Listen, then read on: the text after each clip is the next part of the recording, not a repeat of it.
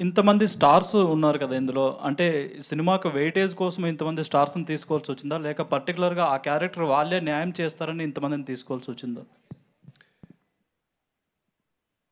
ఈ సినిమా మీరందరూ చూసిన తర్వాత త్వరలో చూస్తారు. మీరందరూ చూసిన తర్వాత మీకు అర్థం అవుద్ది ఎందుకు నేను వెళ్ళి వీళ్ళందరినీ రిక్వెస్ట్ చేసి ఒక్కొక్కరిని నేను తీసుకురావడం జరిగింది, రిక్వెస్ట్ చేయడం జరిగింది అని. ఈ సినిమా రిలీజ్ అయ్యేంత వరకు ఆ ఆన్సర్ నేను ఎంత చెప్పినా కన్విన్సింగ్‌గా ఉండదు. మీరు విజువల్స్ చూసిన తర్వాత మీకు అర్థం అవుద్ది. విష్ణు గారు, ప్రభు గారు ఆరోగ్యం ఎలా ఉంది? Super, beautiful. Thank you. యాక్చువల్గా కన్నప్ప అనగానే డివోటీ, అల్టిమేట్ డివోటీ, దేవుడికి కన్నుని సమర్పించినటువంటి శివుడికి కన్నును సమర్పించినటువంటి ఒక గ్రేట్ డివోటీగా మనకు తెలుసు. బట్ ఇక్కడ మీరు ఇచ్చినటువంటి క్యాప్షన్లో ద బ్రేవెస్ట్ వారియర్ అన్నారు. ఆ వార్ ఆస్పెక్ట్ అనేటువంటిది చాలామందికి తెలియదు. ఈ సినిమాని ఎంత హై బడ్జెట్లో తీస్తున్నారో ఆ వార్ ఆస్పెక్ట్ ఏంటి, రియల్లీ హిస్టరీ చరిత్రలో తను అంతటి వారియరా, ఎవరితో యుద్ధం చేశాడు అనేటువంటి కాన్సెప్ట్ని ఎలా డెవలప్ చేశారు? ప్రతి ఒక్కరికి పురాణాల్లో కానీ ఏదైనా సరే ఒక నాస్తికుడు శివుడు మహాభక్తుడయ్యాడు. ఉన్న 63, 64 నాయనార్లో ఇతను ఒక్కడే ఆటవికుడు. ఒక బ్రాహ్మణ్ కాకుండా శివభక్తుల్లో ఈ 64 మంది నాయనార్లో 9వ నాయనార్ మహాశివ భక్తుడు కన్నప్ప. ఓకే, అందరికీ తెలుసు. ఈ కన్నప్ప కథ వచ్చి it's only half page.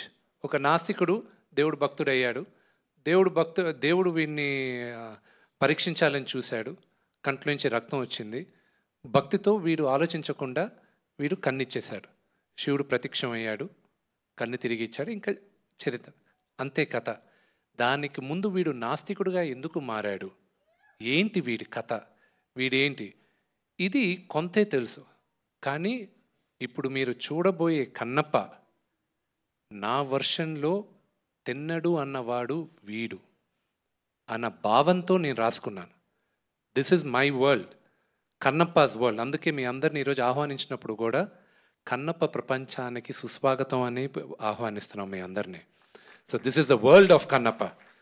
And మీరు అడిగిన క్వశ్చన్కి వార్ సీక్వెన్స్ ఇదంతా ఎందుకు జరుగుండకూడదు? మన చరిత్ర చాలా వరకు తిరగరాశారు. అది ఇప్పుడు దాన్ని వివరంగా చెప్తే అది కాంట్రవర్షియల్ అవుద్ది. మన గత చరిత్ర అంతా తిరగరాశారు, మనకి చెప్పలేదు. మనం ఇప్పుడు కన్నప్ప మన చరిత్ర ఇది అని చెప్పే ప్రయత్నంలో నా ఫస్ట్ స్టెప్. అండ్ బడ్జెట్ అవన్నీ ఏముంది, కథ చెప్పాల్సిన విధంలో చెప్పాం. అండ్ పరమేశ్వరుడు నడిపించాడు. మీ అందరికీ నచ్చుతుందని ఆశిస్తున్నాం. The same time the nativity of the content కనుక చూసుకున్నట్లయితే మీరు షూట్ చేసినటువంటి ప్రాంతాలు ఇవన్నీ కూడాను అబ్రాడ్లో షూట్ చేశారు. కన్నప్ప అనేటువంటిది is 100% Indian heritage and Indian devotional content ఇది.